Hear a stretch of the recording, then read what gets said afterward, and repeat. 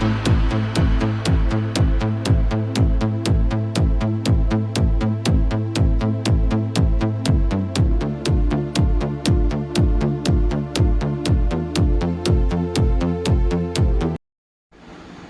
అండి, నా పేరు బి దివ్య.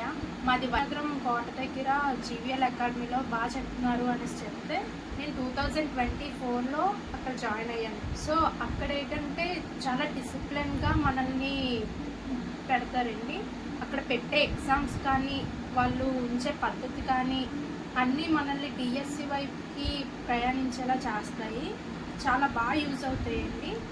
దానివల్లే నేను థ్యాంక్స్ టు అప్పారావు సార్. అందరికీ నమస్కారం. నా పేరు కే భార్గవ్, విశాఖపట్నం జిల్లా కే కోటపాడు గ్రామం.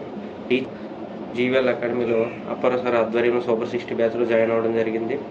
అయితే సార్ పెట్టే మా డైలీ ఎగ్జామ్స్ అనేవి మాలో చాలా కాన్ఫిడెన్స్ని పెంచాయి.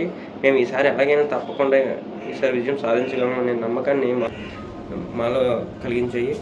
అయితే దానివల్లే ఈసారి మేము 40కి పైగా ఉద్యోగాలు సాధించామంటే అది సార్ యొక్క గొప్పతనం అనే చెప్పుకోవాలి. అయితే అక్కడ మాకు ఉండే రూల్స్ కూడా మాలో క్రమశిక్షణ పెంచి, అంటే ఒక టీచర్గా మనము ఎలా ఉండాలి అనేసి ఒక క్రమశిక్షణ అయితే ముందేగానే అలవాటు చేస్తాయి మనకి.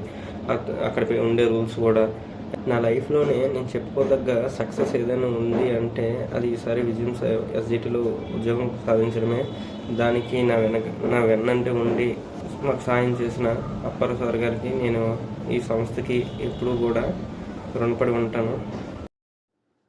అందరికీ నమస్కారం. నా పేరు తాలిపూడి భారతి. 2025 మెగా డిఎస్సిలో నాకు 91.49 మార్క్స్ రావడం జరిగింది.